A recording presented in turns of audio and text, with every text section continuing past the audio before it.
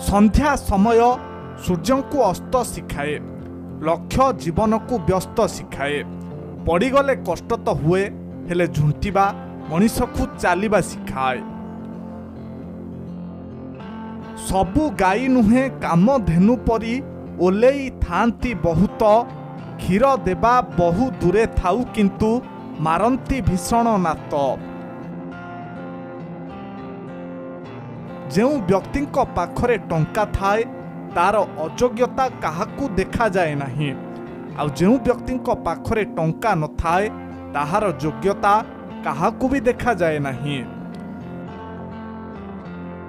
आखि नथिबा लोक प्रकृत अंध नुहे। जो व्यक्ति दोष देखि ताकू घोड़ाइबा पई चेष्टा करे से ही प्रकृत अंध।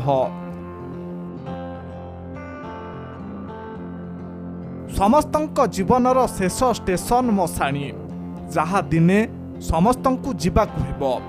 डेट टाइम टिकेट उपरवाला हातरे, तेणु जीवन यात्रा रे सुखी रहिबा शिखंतु। तीर्थ धन भ्रमण करुथा शेष तीर्थ तोर मशाणी भूई। जेते होमयज्ञ समाधि जालुथा निजे जली जीवु जलिले जुई। मोर मोर बोली केते तू हेउछु, एठी किछि नुहे तोर। धन जन सम्मान काहा पई तू संचुछु, संसार रे निश्वास भी नुहे निजर। सबु सखा नुहे श्रीकृष्ण सुदामा, चिन्हंती हृदय प्रकृत। संपदरे रही विपदे दूरेई जाउथांती बहु मित।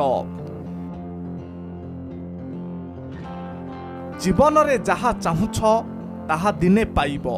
केवल सत्रे रुह, आउ कहार क्षति न करी आगे चल। पृथ्वीर सबुठारु बड़ मायाजाल हेउछि संसार।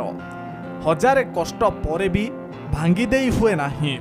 गोटिए संसार रे केते जे जंजाल थाए ताहा हिसाबर ऊर्ध्वरे। बंधु केही केही कहउछंती मोटिवेशन बेकार जिनिस। जदि आपण डॉक्टरंक पाखरु मेडिसिन आनी न खाई रखिबे तेबे कोन आपणक रोग भल हेबो? सेमिति मोटिवेशन खाली सुनिले अबा पढ़िले किछि फल मिलिबनी, ताकू कार्य लगाइबाकू पड़िबो। दुनियार सबुठारु सुंदर जिनिस हेउछि निद, जहा मनुष्यकू किछि समय पाई सबु दुख कष्टरू मुक्त करि देइथाए। दोष नकरी जदि दोषी होइजिबे सेतेबेले चुप रहिबा सबुठारु भल, कारण चित्कार करी केबे भी निर्दोषर प्रमाण करा जाए नाही।